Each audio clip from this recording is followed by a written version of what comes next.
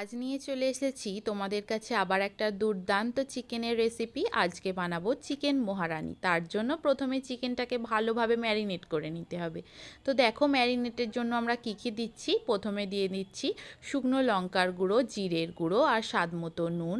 তারপরে দিয়ে দেব আগে থেকে একটা মিক্সিতে পেস্ট করে নিয়েছিলাম টমেটো, কাঁচা লঙ্কা আর পেঁয়াজের, সেই পেস্টটাই কিছুটাই ম্যারিনেশনের সময় দেব আর কিছুটা কষানোর সময় দেব, তাই কিছুটা রেখে দিয়েছি। তারপর এবার ওর মধ্যে দিয়ে দেব টক দই আর তারপর দেব সাদা তেল, দিয়ে ভালোভাবে চিকেনটাকে মাখিয়ে নেব। তারপর 1 ঘন্টার জন্য রেস্টে রেখে দেব।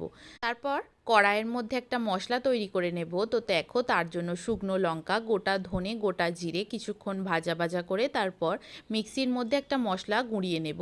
তারপর চিকেনটার মধ্যে গোলমরিচ গুঁড়ো দিতে ভুলে গিয়েছিলাম, সেটা দিয়ে দিলাম। তারপর এবার কড়াইয়ের মধ্যে সর্ষের তেল দিয়ে তার মধ্যে কারি পাতা ফোড়নে দিয়ে দিলাম। তারপর আগে থেকে যে পেস্টটা তৈরি করে রেখেছিলাম কাঁচা লঙ্কা, টমেটো আর পেঁয়াজের, সেটা এবার দিয়ে ভালোভাবে কিছুক্ষণ নাড়াচাড়া করে নেব। তারপর ওর মধ্যে দিয়ে দেব এবার আদা রসুন বাটা। আদা রসুন বাটা দেওয়ার কিছুক্ষণ পর ওর মধ্যে দেব তেজপাতা, তারপর দেব স্বাদ মতো নুন আর গরম মশলার গুঁড়ো দিয়ে ভালোভাবে কিছুক্ষণ কষিয়ে নিয়ে তারপর ওর মধ্যে আগে থেকে যে চিকেনটা ম্যারিনেট করে রেখেছিলাম সেই চিকেনটাই ওর মধ্যে দিয়ে ভালোভাবে কষিয়ে নেব। তো তোমরা এরকম ভালো ভালো ভিডিও পাওয়ার জন্য আমার চ্যানেলটিকে অবশ্যই সাবস্ক্রাইব করে দিও।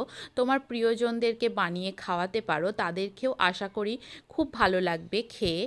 আর তারপর দিয়ে দেব এবার কাসুরি মেথি, দিয়ে ভালোভাবে কিছুক্ষণ নাড়াচাড়া করে নিয়ে তারপর ওর মধ্যে দিয়ে দেব আগে থেকে কাজু বাদাম বাটা পেস্ট করে রেখেছিলাম, সেই পেস্টটা ওর মধ্যে দিয়ে ভালোভাবে কিছুক্ষণ নাড়াচাড়া করে নেব।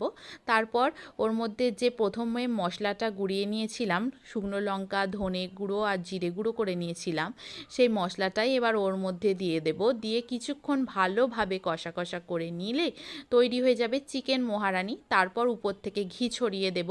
তোমরা অবশ্যই আমার চ্যানেলটিকে